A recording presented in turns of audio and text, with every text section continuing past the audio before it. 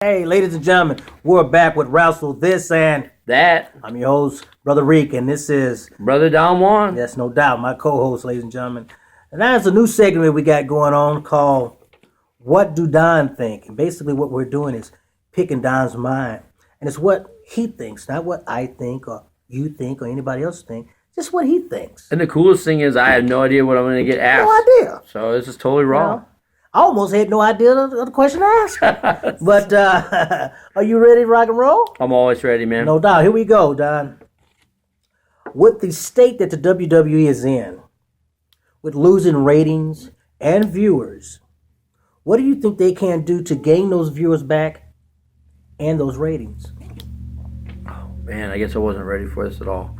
Pop goes the weasel. Got it. I think they got to bring back something that everybody wants to see brought back, and they got to kind of get rid of the PG rating. I agree. I think that they got to go a little bit more attitude era, and with that, you need someone to help push that in the right direction. And you're going to have to sign talent that people know, remember, and get them back fast. And that's seeing if you can pump something up by bringing in Stone Cold. That's seeing if you can maybe get a signing like Kurt Angle or Goldberg, or bring Lesnar in on more than just 2 shows. Right. I mean, if he wants money, give him the money that he needs, because when he's on the show, at least you got something geared up towards. That's true. You tried build Kane back up as a demon, and it kind of works, but kind of doesn't, because you made him so wishy-washy to begin with. You need something. Now you're in the right ballpark. I mean, like, one of the biggest things that the Attitude Era had was groups, the Nation of Domination, help me out, with Savio Vega. With Savio Vega? Yeah, remember Savio Vega How do you had remember his team? Remember? I forget what they were all called. You don't remember Savio Vega? Yeah, with DX. Yeah, I can't think of what Savio Vega's team was called. Roman man. Reigns? Remember Savio Vega? He definitely does. I can't remember what they're called. But anyways, group factions are good. That's not too many. But you got to do something with them, and it can't be every week we have the same groups against the same groups. You got to branch off. I can't turn on Raw and every week it be Tyler Breeze, Dolph Ziggler, Rusev, Ryback, Ascension, Neville. I don't want to see the same matches. I want something different. I need something different. You're not getting a diverse of wrestlers. Exactly. Every single week I can tell you what the match is going to be. I can hit my remote and I can say, hey, guess who's on TV tonight? And they'll be like, first coming out, Rusev. Dun, dun, dun, dun, dun, So you can basically say you predicted. And I can be like, and an opponent, feed me more. And then sure enough, boom, there it is. And Ryback comes out. Or, here comes Tyler Breeze. Well, god dang, we're only going to give him one guy to fight. Who's it going to be? Hey, it's going to be Dolph Ziggler. And eventually you burn it out. I mean, Show off his skills with someone different. Neville and Stardust have fought each other 3,000 times. 3,000. 3,000 times, man. You should have let that die once you teamed him with Arrow, and then he won. And then you're like, oh, here he is. He's got the Ascension. And they're worthless. They don't do anything. So they don't do anything to get anybody excited, because why watch SmackDown when it's what we just talked about when we did our review? Why watch SmackDown when I know it's a watered-down version of Raw? Basically, yes. And so you got 2 shows.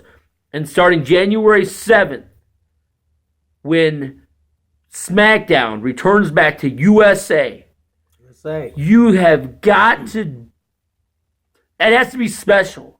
It can't be the same old stuff that we're getting on Sci-Fi Network. I know most people are like, Sci-Fi Network? I don't even know what that is, right? A lot of people don't. So you lose viewers there. But I like the idea of going to January 7th because the NFL on Thursdays is pretty much done. You don't have to compete with them. You're also Raw should get better ratings because football season isn't really on Mondays anymore. Playoffs are strictly on Saturdays and Sundays, so you don't have shows then.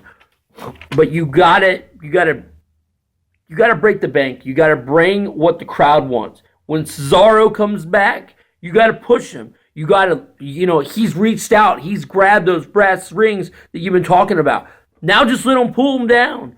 Let him do something because the crowd loves him. The crowd wants Sasha Banks to be the women's champion, not Divas champion. Yeah, no more Divas. So let's just go ahead and let her step away from Team Bad. It doesn't mean that they don't have to be together, but let's let them do what they want to do. Like, I shouldn't have to just see factions that just stay together all the time and I get thrown together in matches. So what you're saying is you just want to see basic people branch off into not just the same wrestlers they wrestle with every week. You want them to be diverse and go through other wrestlers to build themselves up and make themselves look good. Yes. And I agree with you 100% on that. I agree with you 100%. I mean, and the guys that you're not really using, use them. Try to use them. Use them. I mean, like, there's got to be something that you can do with some of them right now. You'll get push ratings will go back up, whether people like him or they don't like him. When Cena comes back, he at least brings something a little bit extra to his show. Yeah, of course.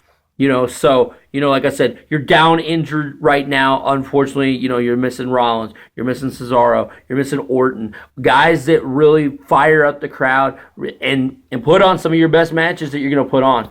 And so that's the biggest thing for me, man, is you want the fans to watch it. You got to give them what they want.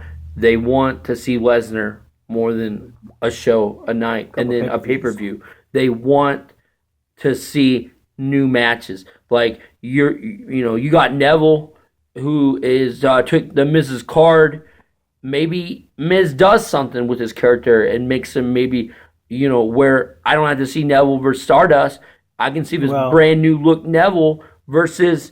Maybe if you do that, maybe I get him against Sin Cara or something fun to watch the match. But if you're going to go that direction with Miz and Neville, it just seems like to me it's going to be something like the Miz and Damon Sandow. Well, it's going to benefit Miz. Right, I agree with that, but he's not going to basically be the Miz's lackey. He's just changing his image.